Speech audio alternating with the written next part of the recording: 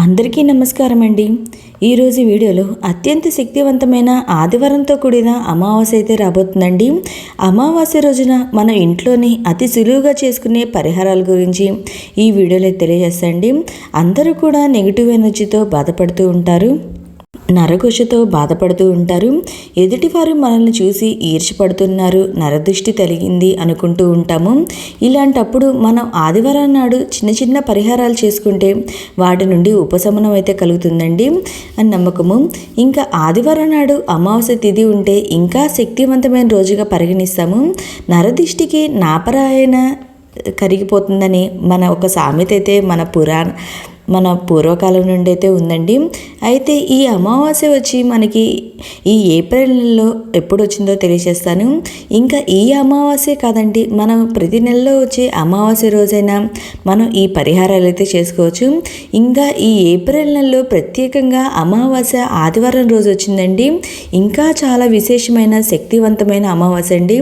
ఈ రోజున కనుక మనం ఇలా చిన్న చిన్న రెమెడీస్ అయితే చేసినట్లయితే, ఇంట్లో ఫాలో అయితే ఎలాంటి అయినా నెగిటివ్ ఎనర్జీ అనేది ఉండదండి.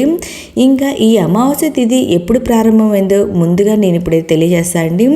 అమావాస్య తిథి ప్రారంభం వచ్చి 2025 సంవత్సరం ఏప్రిల్ 26వ తేదీ రాత్రి 1:22కు ప్రారంభమయ్యి 2025 సంవత్సరం ఏప్రిల్ 27 ఆదివారం రోజున రాత్రి 1:22 వరకు అయితే మనకి ఈ అమావాస్య తిథి ఉందండి. అంటే ఈ ఆదివారంతో కూడిన అమావాస్య అయితే మనం 27వ తేదీ పూర్తి రోజు, అంటే రోజు మొత్తం మనకి అమావాస్య తిథి అయితే ఉందండి. ఈ 27వ తేదీ ఆదివారం రావడం అమావాస్య చాలా విశేషమైనదండి, శక్తివంతమైన అమావాస్య. ఈ రోజున లక్ష్మీ అమ్మవారికి పూజ అయినా చేసుకుంటారు. మన ఇంట్లో నరదిష్టి పోవడానికి, పిల్లలకి దిష్టి తీయడం అలాంటివన్నీ ఈ రోజైతే చేస్తారండి. ఈ ఆదివారం అమావాస్య చాలా శక్తివంతమైనది. నేను ఇక్కడ చెప్పే కొన్ని చిన్న చిన్న పరిహారాలు చేసుకుంటే మన నెగిటివ్ ఎనర్జీ అనేది కొంచెం పోతుందని నమ్మకం అండి.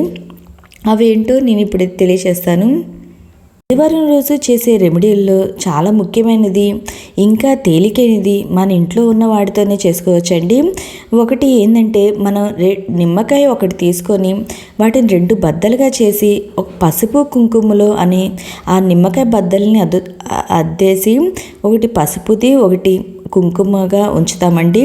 తర్వాత 2 ప్రమిదలు తీసుకొని వాటిలో కల్లుప్పు అనేది వేసుకొని ఆ 2 ప్రమిదలో ఒక నిమ్మకాయ బద్దని ఒక ప్రమిదలో ఇంకో ప్రమిదలో పెట్టుకొని మన ద్వారం వద్ద, అంటే బయట గుమ్మానికి మనం ఈ నిమ్మకాయలని అయితే అటు ఇటు పెట్టుకుంటే మనకి ఇంట్లో ఉన్న నెగిటివ్ ఎనర్జీ అనేది పోతుందండి.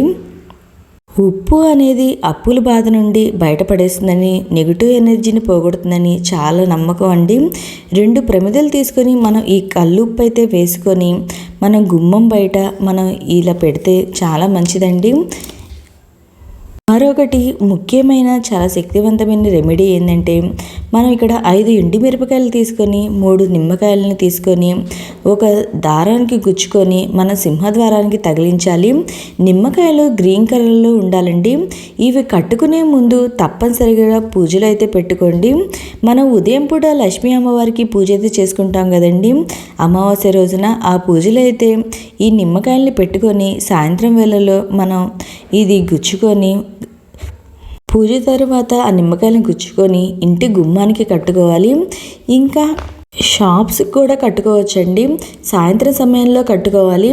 ఇంకా అందరికీ తెలిసిన మరొక రెమెడీ ఏంటంటే, మనం గుమ్మడికాయ ఉంటుంది కదండి, బూడిద గుమ్మడికాయ, అది తెచ్చుకొని మనం అమావాస్య రోజు, అంటే అమావాస్య ఆదివారం 2 కలిసి వస్తుంది కాబట్టి చాలా శక్తివంతమైన ఈరోజు గుమ్మడికాయని తెచ్చుకొని పసుపు రాసి కుంకుమ బొట్లు అయితే పెట్టుకొని ఆ రోజు పూజలు అయితే పెట్టుకోవాలండి. ఇంట్లో పూజ చేసుకుంటాం కాబట్టి ఆ పూజలో పెట్టుకొని తర్వాత ఉట్టి ఉంటుంది అండి, ఆ ఉట్టిలో ఆ గుమ్మడికాయని పెట్టి బయట సింహద్వారం వద్ద ఆ గుమ్మడికాయని అయితే కడతారండి.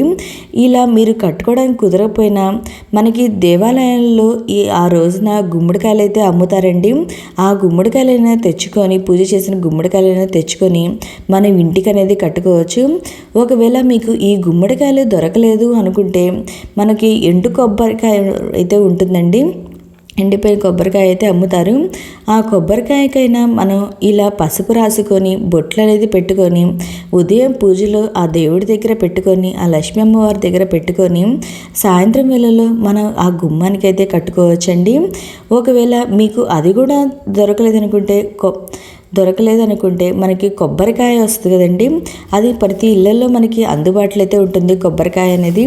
ఆ కొబ్బరికాయతో అయినా మనం దిష్టి అనేది తీసేయవచ్చండి. ఆ కొబ్బరికాయకి పైన పసుపు రాసి కుంకుమ బొట్టు అనేది పెట్టుకొని వాటిపైన ముద్ద కర్పూరం అనేది పెట్టుకొని ఆ కర్పూరాన్ని వెలిగించిన తర్వాత ఇంటికి దిష్టి అనేది తీయాలండి. దిష్టి అనేది తీసిన తర్వాత కొబ్బరికాయని సింహద్వారం వద్ద కొట్టి ఆ కొబ్బరి చిప్పల్ని ఎవరు తొక్కని ప్లేసులో అయితే పెట్టాలండి. ఇలా మనం సాయంత్రం వేళల్లో ఈ అమావాస్య గడియల్లో మనం ఈ రెమెడీ అయితే చేయొచ్చు. చాలా మంచిదండి. మన ఇంట్లో ఉన్న నెగిటివ్ ఎనర్జీ అనేది పోతుంది. ఎలాంటి నరదిష్టి నరఘోష ఉన్నా అవి కూడా తొలగిపోతాయి. ఇంకా మరొక రెమెడీ వచ్చి ఏంటంటే మనకి కలబంద అనేది దొరికిద్ది కదండి, ప్రతి ఇళ్లలో కలబంద అనేది ఉంటుంది. ఆ కలబందని వేలుతో సహా కలబందని అయితే తెచ్చుకొని దానికి పసుపు కుంకుమ బొట్లు అనేది పెట్టుకోవాలండి. పెట్టుకొని ఒక దారంతో మనం అది కూడా సింహద్వారం వద్ద కట్టుకోవచ్చండి. కలబందకు కూడా కట్టుకుంటే చాలా మంచిదండి, నెగిటివ్ ఎనర్జీ అనేది పోయిద్ది అంటారు. ఇలా మనం ఇప్పుడు చెప్పిన పరిహారాల్లో మనకి ఏది అందుబాటులో ఉంటే అది ఏదో ఒక పరిహారమైన చేసుకుంటే చాలా మంచిది. నరదిష్టి అనేది ఉండదు. ఇవన్నీ ఏంటంటే ఈ ఆచారాలు ఈ పద్ధతులన్నీ మన పూర్వీకుల నుండి వస్తున్నది అండి. వాళ్ళ ప్రకారమే మనం వీటినన్నిటినీ అనుసరిస్తూ ఉంటాము. ఇవన్నీ నమ్మకాలు, మన అందరివి నమ్మకంతో మనం ఇవైతే చేస్తూ ఉంటామండి. ఓకే అండి, మీకు ఇంకా ఏమైనా సందేహాలు ఉంటే నా కమెంట్ బాక్స్లో కమెంట్ పెట్టండి. ప్రతి ఒక్కరికి రిప్లై అనేది ఇస్తాను. ఇంకా ఈ రోజున చిన్నపిల్లలకి దిష్టి అనేది తీస్తారు కదండి, ఉప్పు తిప్పేయడం లేదా వెంట్రుకలు అనేది తిప్పివేయడం, ఇలా చిన్న చిన్న పరిహారాలతో చిన్నపిల్లలకి దిష్టి అనేది కూడా తీస్తారు. ఇలాగైనా ఎర్ర నీళ్ళు తిప్పేయడము అలాంటివన్నా ఈరోజు చేస్తే చాలా మంచిదండి. ఇంకా ఆదివారం అమావాస్య చాలా శక్తివంతమైన రోజు అండి ఈరోజు. ఇంకా ఈరోజు లక్ష్మీ అమ్మవారికి పూజ కూడా చేసుకుంటారు, చాలా మంచిది.